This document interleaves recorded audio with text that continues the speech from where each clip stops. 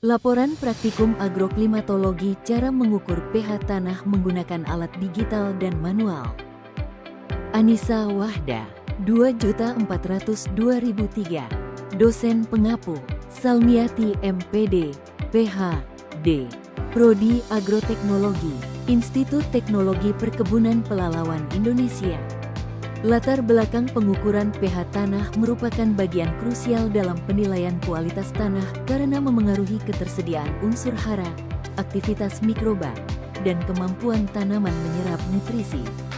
Ketidaksesuaian pH tanah dengan kebutuhan tanaman dapat menghambat pertumbuhan, menurunkan hasil, serta menyebabkan ketidakseimbangan unsur hara. Arifin et al. 2023. Oleh karena itu, pengetahuan tentang nilai pH tanah sangat dibutuhkan dalam manajemen lahan yang berkelanjutan dan produktif. Seiring berkembangnya teknologi, metode pengukuran pH tanah kini terbagi menjadi dua pendekatan utama, yaitu manual dan digital.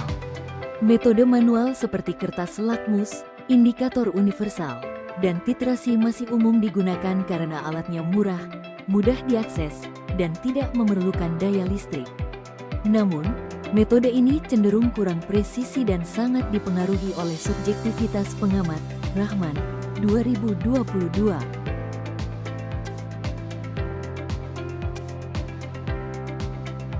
Di sisi lain, metode digital menggunakan pH meter elektronik yang dilengkapi dengan sensor elektroda kaca dan layar digital.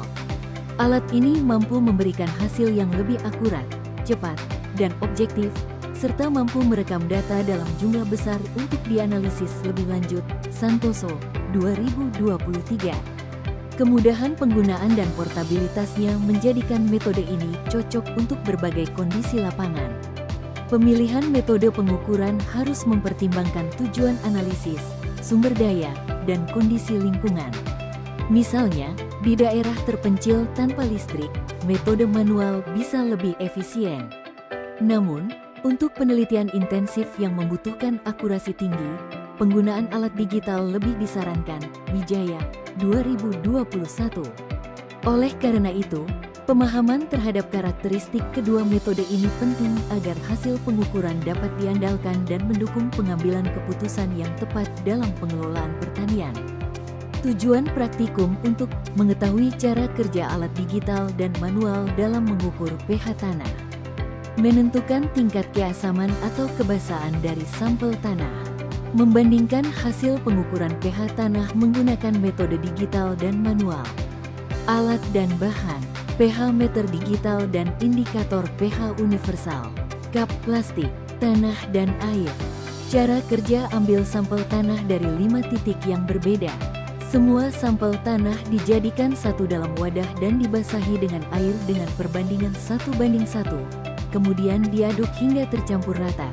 Biarkan selama kurang lebih 15-20 menit sehingga tanah mengendap, air dan tanah terpisah. Celupkan ujung kertas lakmus pada air selama 1 menit dan jangan sampai menyentuh tanah. Segera angkat jika warna kertas lakmus sudah stabil.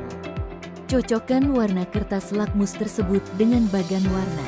Lihat warna tersebut ada pada skala berapa, apakah 0, 1, atau 7.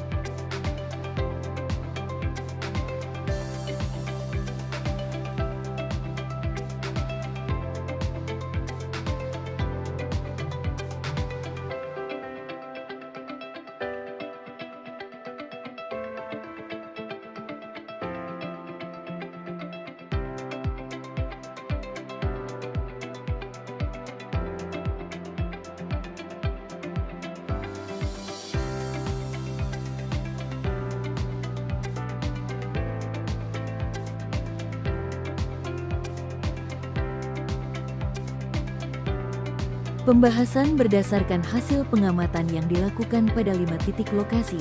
Diketahui bahwa nilai pH tanah bervariasi antara 4,5 hingga 6,8. Titik 1 menunjukkan nilai pH 5,3 yang tergolong agak asam, sedangkan titik 2 dan 3 memiliki pH masing-masing 6,8 dan 6,7 yang dikategorikan netral hingga sedikit basa.